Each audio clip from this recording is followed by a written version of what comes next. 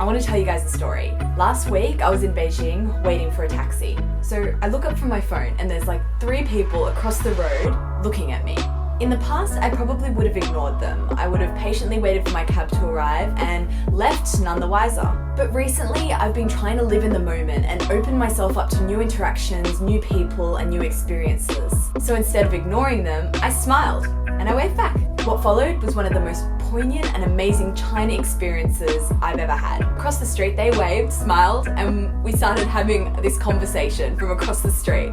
It went something like, 你好，哪国人？澳大利亚人。哇，你说得这么好。After a few minutes of this kind of chat, the ayi invited me to come in for some hot water. 她说我们有很多的开水，来吧来吧。But I told her politely, 不好意思，我的车马上到了。And then the next thing I knew, the ayi was making her way across the street with this empty pickle jar full of hot water in her hands. She said to me, 给你，这样你可以带走。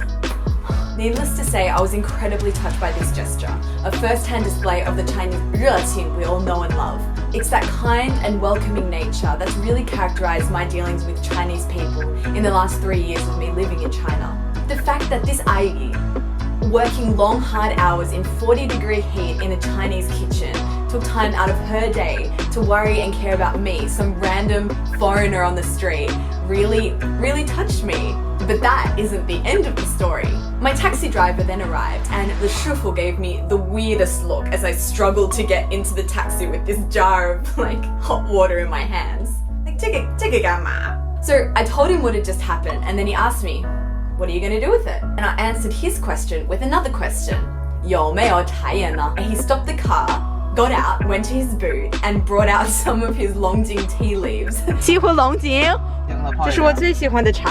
So then we took some of the tea leaves, put it in the jar, and then we shared a jar of tea in the back of his cab, both giggling like little girls. Me, because of what I had just experienced, and him, because he was sharing a jar of tea with a blonde foreigner in the back of his cab. Score! I wanted to share this story because I think these moments of pure human experience and interaction is what the world needs more of. We just need to open ourselves up to these experiences and it can quite literally change our life or our perspective on it. I love China because I have moments like this every single day. I am constantly humbled by the kindness and compassion of strangers. And I know that I'm going to leave China one day a much better person than the day I came.